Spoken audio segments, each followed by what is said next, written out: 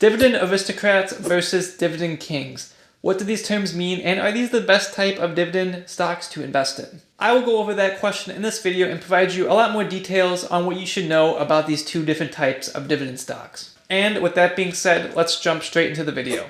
The first type of dividend stock to go over are Dividend Aristocrats. Now, for a company to be called a Dividend Aristocrat, there's actually three things that it must meet. The first thing being is that the company needs to be a part of the S&P 500. If it is not a part of the S&P 500, even if it does meet the other required criteria, it still will not be classified as a Dividend Aristocrat.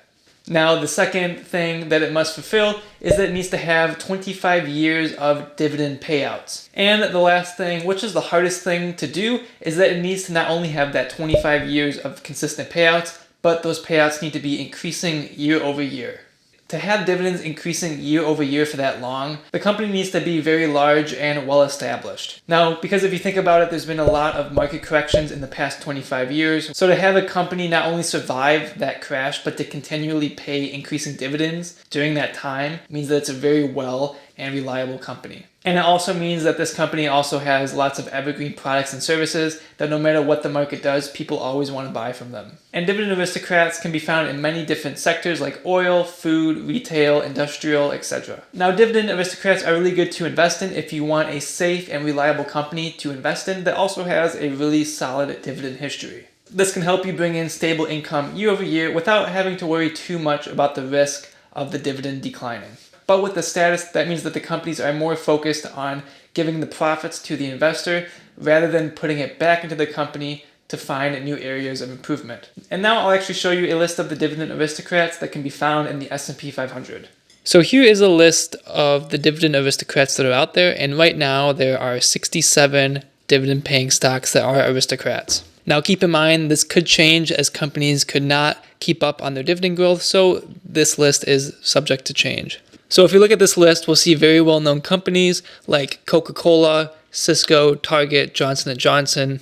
And if we look at the other companies, we'll see that we have PepsiCo, Lowe's, McDonald's, Sherwin-Williams, ExxonMobil, and even monthly paying dividend stocks like Realty Income, which is really talked about stock in the dividend world. And then here's the last page for the Dividend Aristocrats. Okay, so the next type of dividend stocks are Dividend Kings. Now, if companies thought that the Dividend Aristocrat status was very hard to achieve, that is nothing compared to the status that you need to become a Dividend King. There's only two things that the company needs to meet to become a Dividend King. The first one being that a company needs to have 50 years of consecutive dividend payouts. And the second is that the company needs to be increasing those year over year. Now, this is obviously double of what it is to become a Dividend Aristocrat, which makes Dividend Kings a lot more few and far between. And Dividend Kings do not have to be in the S&P 500, which means that there are some Dividend Kings that are not Dividend Aristocrats because they are not found in the S&P 500. And let me show you a current list of the Dividend Kings that are out there. And here is a list of the Dividend Kings. There are 49 dividend paying kings right now.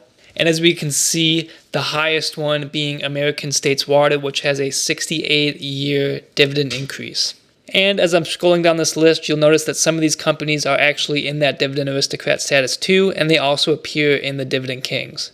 Investing into Dividend Kings and Dividend Aristocrats are a good way to have a safe and reliable income from the stock market.